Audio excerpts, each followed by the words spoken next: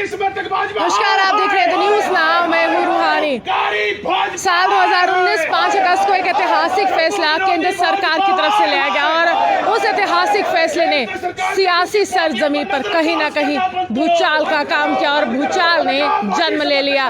तमाम राजनीतिक दल जो कश्मीर से ताल्लुक रखते थे उन्होंने चुप्पी साध ली और अब पूरे 2 साल के बाद प्रधानमंत्री नरेंद्र मोदी ने सर्वदलीय बैठक जैसे ही बुलाई है, सियासी सरगर्मियां एक बार फिर से तेज हो चुकी हैं। तमाम जो घटक दल हैं, जो राजनीतिक दल हैं, जो कहीं ना कहीं जम्मू कश्मीर की आवाज़ बनते हैं, उनको बुलावा आया है, उनको न्योता आया और उनको कहा गया है कि प्रधानमंत्री नरेंद्र मोदी जम्मू कश्मीर की इस पूरे मसले पर चर्चा करना चाहते हैं, कुछ एजेंडे पर चर्चा करना चाहते हैं, शांति बहाली उस पर चर्चा करना चाहते हैं। लेकिन तस्वीरें आपके समक्ष हैं।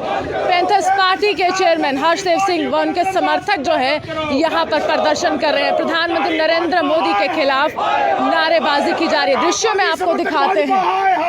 यहाँ पर ये कहा जा रहा है कि कश्मीर के नेताओं को जिस प्रकार से समर्थन दिया गया और कश्मीर के नेताओं को जिस तरह से प्रधानमंत्री नरेंद्र मोदी ने बुलावा दिया है, न्योता दिया है सर्वदलीय बैठक के लिए, उसके लिए जम्मू के नेता आहत महसूस कर रहे हैं। हालांकि लगातार अगर मैं कहूँ, हर्षदेव सिंह आवाज़ उठाते रहे हैं और लगातार केंद्र सरकार पर हमला भी बोलते रहे हैं, लेकिन यहाँ पर नारेबाजी की जा रही है। यहाँ पर सवाल उठाए जा रहे हैं कि जब सियासी भूचाल आ चुका था, तमाम नेता नजरबंद हो चुके थे, उसके बाद people's alliance for Gupkar declaration के नेता सबके समक्ष आते हैं और सबके समक्ष आने के बाद ये कहते हैं कि हम धारा 370 की समाप्ति से पहले की जो परिस्थितियां जम्मू कश्मीर में थी उसकी बहाली के लिए काम करेंगे। तो उसके बाद इस तरह के मापदंड केंद्र सरकार की तरफ से क्यों अपनाए गए? हालांकि मैं ये स्पष्ट कर दूं कि चेयरमैन को तो नहीं बुलाया गया, लेकिन प्रोफेसर भीम सिंह को न्योता प्रधानमंत्री कार्यालय से मिला है और उनको ये कहा गया है कि आप जरूर शामिल हो इस सर्वदलीय बैठक में, जो जम्मू कश्मीर के भविष्य के लिए चर्चा करने वाली बैठक हो सकती है।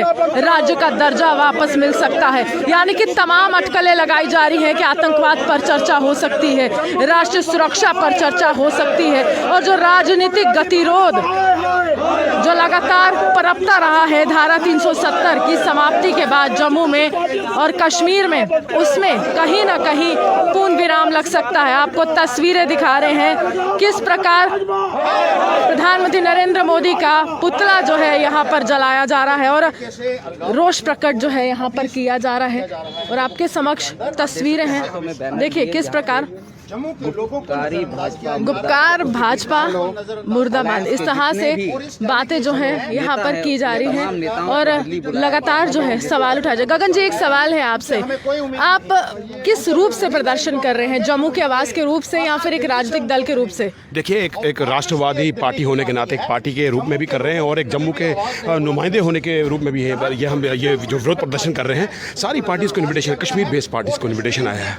जम्मू की पार्टियों को सबको नजरअंदाज किया गया, जम्मू की लीडरशिप को नजरअंदाज किया जाता है।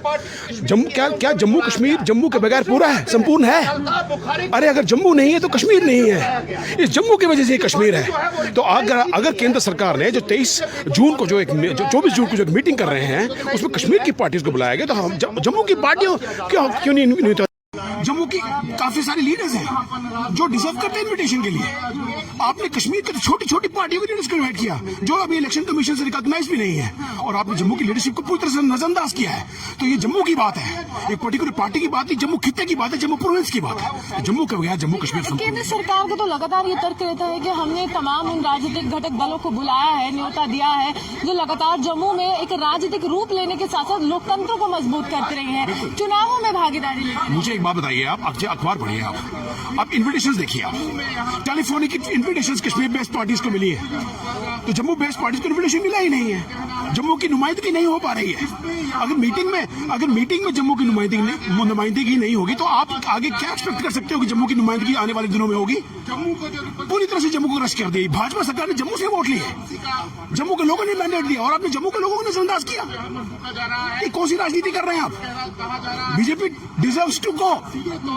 भाजपा मुर्दाबाद, केंद्र सरकार मुर्दाबाद। तौर पर गुस्सा फूटा है। तमाम नेता आपको यहाँ पर दिख रहे हैं, द पैंथर्स पार्टी के समर्थक है और यहाँ पर पुतला जो है जलाया गया है और लगातार विरोध के सुर बुलंद किए जा रहे हैं। प्रधानमंत्री नरेंद्र मोदी के खिलाफ गुस्सा फूटा है, केंद्र नेतृत्व के खिलाफ गुस्सा फूटा है और लगातार ये सवाल उठाए जा रहे हैं कि भेदभाव की राजनीति का शिकार पिछले कुछ सालों से जम्मू होता रहा है, लेकिन इस बार भेदभाव का कारण ये है कि सर्वदलीय बैठक जिसका गठन या फिर जिसका नेतृत्व प्रधानमंत्री नरेंद्र मोदी खुद करने वाले हैं, उसमें राजनीतिक चेहरे जो जम्मू से ताल्लुक रखते हैं, डुगर प्रदेश से ताल्लुक रखते हैं, उनको न्योता नहीं मिला है।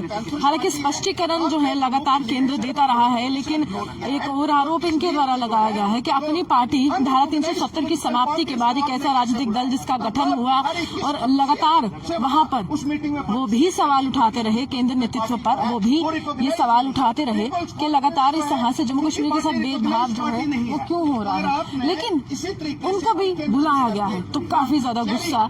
और यहाँ पर पैंथर्स पार्टी के कार्यालय के बाहर जो है लगातार जो है सवाल जो है वो उठाए जा रहे हैं और आवाज जो है वो बुलंद किए जा रहे हैं। तमाम समर्थक आपको तस्वीरों में नजर आ रहे हैं और राजनीतिक गतिविधियों को कहीं न कहीं बढ़ावा देने के लिए ये काफी ज्यादा अहम जो है वो माना जा रहा है। और यहाँ पर अगर मैं कहूँ चुनावी सरगर्मियां भी तेज होने वाली हैं। परिसीमन आयोग का गठन हुआ है और उसके बाद परिसीमन आयोग जो अपना काम काफी ज्यादा तेजी के साथ जो है वो कर रहा है और परिसीमन आयोग जो है यहाँ पर लगातार जो है वो बात करते आ रहे हैं और परिसीमन आयोग जो है अपना काम काफी ज्यादा निष्ठा के साथ कर रहा है, लेकिन उसके बाद विरोध के सुर जो है वो बुलंद हो रहे हैं। हालांकि केंद्र नेतृत्व, जहां तक हम जानते हैं कि केंद्र नेतृत्व को ये उम्मीद नहीं होगी कि इस तरह से सवाल जो है वो बुलंद किए जाएंगे और इस तरह से आवाज जो है वो उठाई जाएगी और इस तरह टोटली एक फेलियर है और हम इसको रिजेक्ट करते हैं। हर जी एक सवाल है, हर जी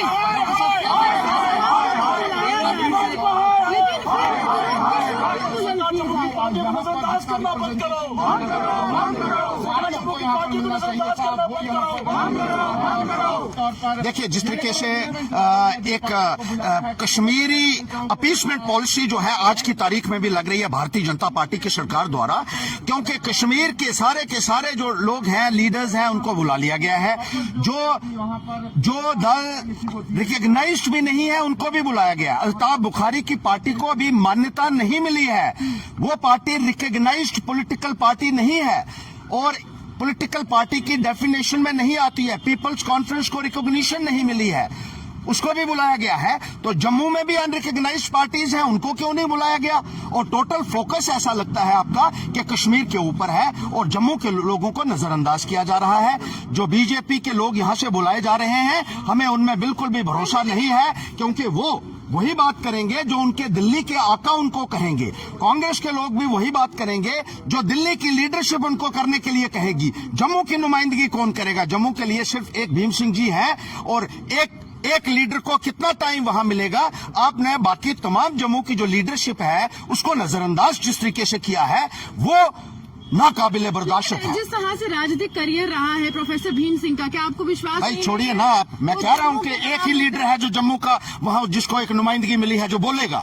एक लीडर को कितना टाइम मिलेगा वहां बोलने के लिए? क्या इस सरकार की ये जिम्मेदारी नहीं बनती थी कि जम्मू के बाकी लीडर्स जो हैं उनको भी कॉल करे ताकि जम्मू के मुद्दे जो है वो वहां उभारे जा सके? प्रोफेसर भीम सिंह जी तो बात करेंगे, वो तो बात करेंगे और उन्हीं के ऊपर हमारा विश्वास है, भरोसा है। लेकिन एक आदमी को बुला रहे हैं आप और बाकी सारे के सारे जो है वो केंद्र के एजेंट वहां बैठे होंगे, तो कौन सी मीटिंग आप करने जा रहे हैं? ये हम इनसे पूछना चाहते हैं। आज नौजवान जो है उसके साथ कितना दुर्व्यवहार हो रहा है जम्मू कश्मीर के अंदर। जम्मू का नौजवान जो है उसको आपने पूरे तरीके से अनदेखी आप उसकी कर रहे हैं। मुलाजमत में आपने उनके साथ वादे किए कि 370 अबॉलिश होने के बाद यहाँ के नौजवानों को उनका अधिकार मिलेगा। आपने क्या दिया? आपको 25 सीटें दी थी, यहाँ से नौजवान जो है वो बढ़ चढ़कर सामने आया था और आपका जो है वो समर्थन किया था, आपके मेंबर पार्लियामेंट बनाए। लेकिन आपने यहाँ के लोगों को एक तरीके से, मैं माफी चाहूंगा ये वर्ड से, लेकिन भिखमंगा बना दिया आपने। नौजवानों को आपने सड़कों के ऊपर बैठने के लिए मजबूर कर दिया है। यहाँ के लड़के और लड़कियां, बच्चियों को आपने बूट पॉलिश करने के लिए सड़कों के ऊपर मजबूर कर दिया है। वो लोग जो बंदूक उठाते हैं उनके साथ आप बात करेंगे, जम्मू के लोगों के साथ आप कब बात करेंगे? मैं आपसे ये पूछना चाहता हूँ। चलिए, साफ तौर पर काफी ज्यादा गुस्सा जो है यहाँ पर फूटा है और लगातार ये सवाल उठाया जा रहा है और लगातार ये तर्क इनके द्वारा दिया जा रहा है कि सिर्फ प्रोफेसर भीम सिंह एकमात्र ऐसे नेता हैं जो जम्मू की आवाज बुलंद करेंगे। लेकिन क्या एकमात्र नेता काफी होगा केंद्र नेतृत्व के सामने बैठने के लिए? गृह मंत्री कहा जा रहा है कि उस बैठक में शामिल होंगे, साथ ही साथ प्रधानमंत्री नरेंद्र मोदी होंगे, तो तमाम बड़े नेता जो है उस बैठक में शामिल होंगे। लेकिन सवाल काफी ज्यादा अहम है कि यहाँ पर ये सवाल उठाए जा रहे हैं और विरोध के सुर एक बार फिर से बुलंद हुए हैं और ये पूछा जा रहा है कि क्या सिर्फ प्रोफेसर साहब आवाज बुलंद कर पाएंगे, क्योंकि जम्मू पिछले काफी समय से भेदभाव की राजनीति का शिकार रहा है। तो बाकी नेताओं को निमंत्रण जो है यहाँ पर केंद्र सरकार की तरफ से या फिर मैं कहूँ प्रधानमंत्री कार्यालय की तरफ से अभी तक क्यों नहीं दिया गया, जिसके बाद ये नेता आहत महसूस कर रहे हैं। आप यही बराबर से देखते रहते न्यूज नाउ, जम्मू से रूहानी की रिपोर्ट।